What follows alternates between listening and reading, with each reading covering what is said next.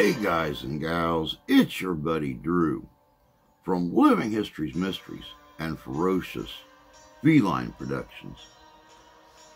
You know, throughout the exploration of Egypt, many strange objects have been unearthed in the tombs in that country. Models of airplanes, weird mechanical devices, almost like chronographs.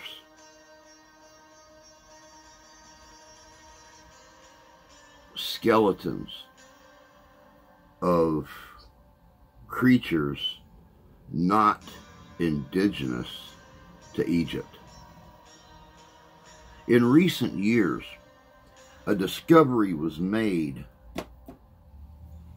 in Australia, a discovery which, in a sense, completely rewrites the known history of that whole region. But I'm not going to go into a lot of detail about it. I'm going to let you check it out.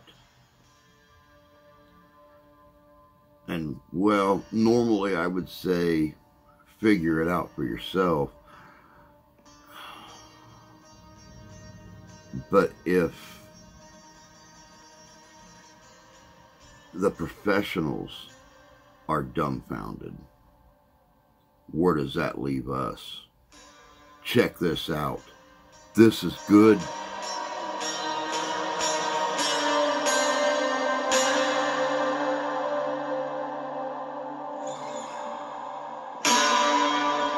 In some of the hardest to reach parts of the world, something has been discovered hidden from the world for thousands of years. Again, it blows our common understanding of ancient history to pieces. This is truly one of the greatest mysteries of the ancient world ever to be uncovered. Wait till you hear this. Egyptian hieroglyphs have been discovered in Australia dating back at least 5,000 years. It seems the ancient Egyptians reached Australia and they left solid evidence behind depicting their experience. When these symbols were deciphered by accomplished Egyptologists, a story unfolded that is one of the most remarkable finds in the history of humankind. Thousands of years ago, the ancient Egyptians reached ancient Australia and even had enough time to create statues and leave stories of their travels in the forms of hieroglyphs. The discovery centered around a most unusual set of rock carvings found in the National Park forest of the Hunter Valley, 70 miles north of Sydney. The enigmatic carvings have been part of the local folklore of the area for nearly a century, with reports of people who cited them dating as far back as the early 1800s when Australia was pretty rural. There are at least 300 hieroglyphs known to be visible at this location, and they would have taken many thousands of hours to engrave into the rock. Protected by the remaining section of stone roof, it is a remarkable life-size carving of the ancient Egyptian god Anubis. These hieroglyphs are extremely ancient and in the archaic style of the early dynasties. This style is very little known and untranslatable by most Egyptologists, who are all trained to read Middle Egyptian upward. The classic Egyptian dictionaries only handle Middle Egyptian, and there are a few people in the world who can read and translate the early formative style. Because the old style contains early forms of glyphs that correlate with archaic Phoenician and Sumerian sources, one can see how the researchers who saw them could so easily have thought them to be bizarre and ill-conceived forgeries. The aging Egyptologist Ray Johnson, who had translated extremely ancient text for the Museum of Antiquities in Cairo, eventually was successful in documenting and translating the two facing walls of Egyptian characters which stemmed from the 3rd dynasty. The rock walls chronicle a tragic saga of ancient explorers shipwrecked in a strange and hostile land and the untimely death of their royal leader. This dates the expedition somewhere between 1779 and 2748 BC. The hieroglyphic text was apparently written under the instructions of a ship's captain, with the corner glyph of the wall displaying the title of a high official or chief priest. The scribe is speaking for His Highness the Prince from this wretched place where we were carried by ship. The hieroglyphs sketch his journey and his tragic demise. This discovery gives us significant evidence that the ancients were well aware of the Great South Land. There were both Sumerian and Mayan traditions of a lost motherland in the Pacific. Australia appears under the name of Antici, and the famous spherical world map of Crates of Malos even appearing in the Greek map of Eratosthenes in 239 BC. It's fairly certain that the maritime civilizations of antiquity were quite capable of extensive ocean voyages, particularly the early Egyptians. In the 1950s, a 4,500-year-old 100-foot ocean-going vessel was excavated from right next to the Great Pyramid. In 1991, an entire fleet of even older boats was found buried in the desert at Abu Das in Upper Egypt. According to Cairo Times, in 1982, archaeologists working at Fayoum uncovered fossils of kangaroos and other Australian marsupials. And there's also the strange set of golden boomerangs discovered by Professor Carter in the tomb of Tutankhamun in 1922. But this is not even scratching the surface. In 1931, Australian anthropologist Sir Grafton Elliot Smith examined mummified remains in a New Zealand cave. He identified the skull as being that of an ancient Egyptian, at least 4,000 years old. A gold scarab was also dug up.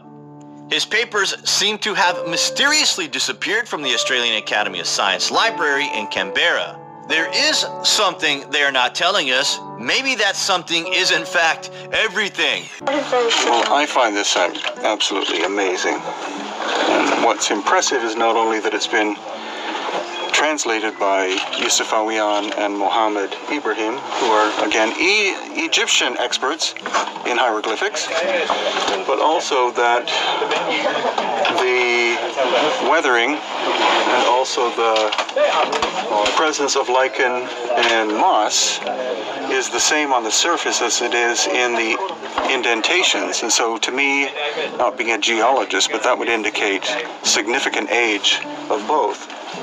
So the idea that the lichen buildup and the fact that the surface is the same shade as the indentation means that this is of a significant age, I would guess much older than 100 years or something, made by somebody in the 1930s.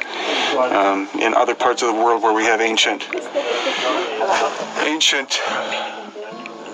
work on walls, etc., exposed surfaces of stone, whose age we do know as being thousands of years old. This to me, amateur, but still, this to me indicates that these are extremely old, and I definitely trust the knowledge and wisdom of Yusuf Awiyan and Mohammed Ibrahim of the Kemet School of Egypt. I trust that they know what they're doing in terms of translation, not depending simply on the Rosetta Stone, but on decades of understanding of the fact that the hieroglyphics of Egypt evolved over time. They changed from the Old Kingdom, Middle Kingdom, into the New Kingdom.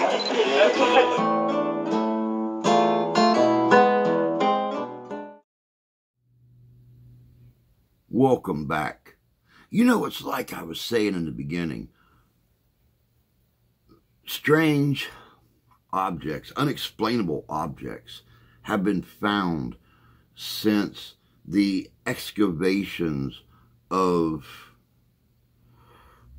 Egyptian tombs more than 100 years ago. Boomerangs in King Tut's tomb. Kangaroo skeletons. And now the hieroglyphs in Australia and the Egyptian mummy in New Zealand. Did the Egyptians really have the knowledge, the seafaring knowledge, to travel all the way through Africa and across that vast part of the ocean to Australia.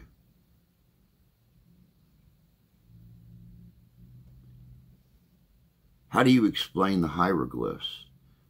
Hieroglyphs dating all the way back to the first age, 5,000 years ago. Most of the tombs, most of the mummies that are excavated are from within the last 3,500 to 4,000 years.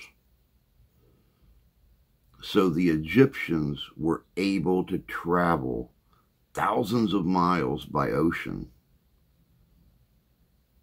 1,000 years before King Tut.